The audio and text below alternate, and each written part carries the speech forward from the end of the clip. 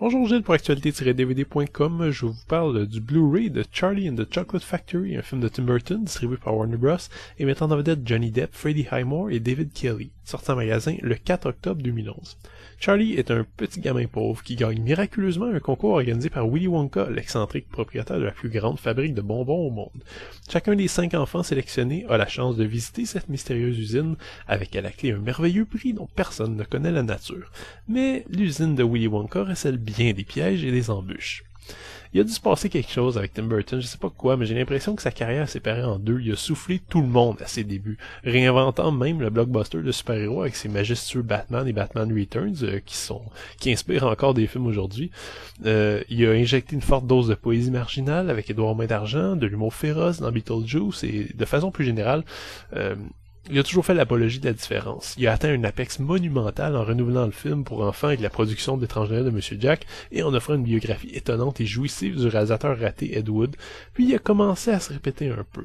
Sleepy Hollow recyclait certains de ses motifs, Mars Attack avait parfois l'air d'un inside que seul Burton comprenait, La planète des singes était une déception, même Big Fish n'arrivait pas à atteindre le même niveau d'émotion qu'Édouard aux mains d'argent.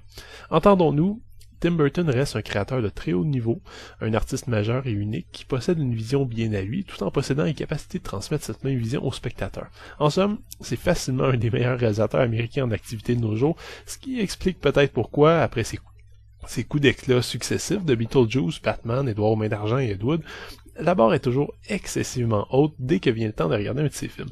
Ça explique aussi pourquoi des films objectivement excellents comme Mars Attack ou Sleepy Hollow sont perçus par certains comme des déceptions. Et donc, parmi ces très bons films entachés d'une plus triste réputation, on retrouve ce Charlie and the Chocolate Factory, réinterprétation d'un livre pour enfants de Roald Dahl, beaucoup plus que remake de Willy Wonka and the Chocolate Factory, film à succès du début des années 70. Je l'admets, à l'époque, ce film avait été très loin de me convaincre. Le jeu outrancier de Johnny Depp, la surenchère de couleurs, les numéros musicaux absurdes et les références contemporaines m'avaient déstabilisé. Mais en fait, je pense que Tim Burton a un peu la même malédiction que Terry Gilliam, le manque de moyens en moins. Ses premiers succès ont tellement marqué l'imaginaire collectif qu'aujourd'hui, on ne fait que les comparer avec ses nouveaux films.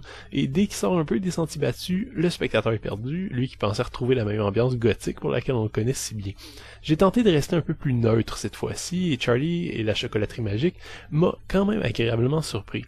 Évidemment, c'est pas un classique, mais en termes de divertissement familial, on peut faire bien pire. En fait, Charlie and the Chocolate Factory ressemble un peu à un conte pour enfants raconté par un psychopathe. À la surface, les décors magiques, les couleurs splendides, les numéros de danse, tous ces éléments contribuent à façonner un monde très amusant, mais j'ai eu la constante impression que cette façade allait craquer à tout instant, qu'une réalité plus sinistre couvait en dessous de ça. Des réactions bizarres de Willy Wonka lorsque des enfants sont éliminés, le fait qu'il cherche à cacher plein d'éléments, que l'origine des Oompa Loompa ne fait aucun sens, que son apparition se fait en parallèle à des poupées qui prennent feu et fondent, tout ça laisse croire que Willy Wonka est parfaitement déréglé et que les visiteurs sont à sa merci.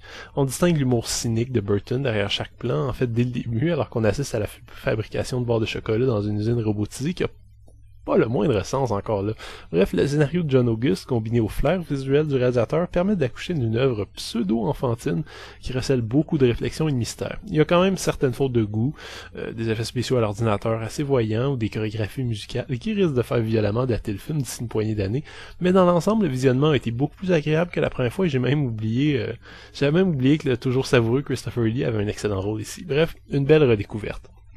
Le Blu-ray est présenté à 1/78 anamorphique et non à 1/85 anamorphique comme indiqué. L'image est très belle, très chatoyante, mais la photographie originale utilisait beaucoup de lissage digital. Alors la quantité de détails, notamment sur les visages des acteurs, est pas aussi spectaculaire que certains autres films, mais c'est pas la faute au Blu-ray. Les pistes sonores sont offertes en anglais True HD, ainsi qu'en anglais, français, espagnol et portugais 5.1. Les sous-titres sont aussi offerts dans ces langues. Côté bonus, on se retrouve devant un menu très austère qui contraste avec le film lui-même. Mais bon, on se reprend assez rapidement. On a tout de même accès à un In-Movie Experience qui nous permet de regarder le film tout en voyant, entendant ou lisant certaines informations sous forme de texte, narration ou segment vidéo sur la conception du film et sur son monde imaginaire.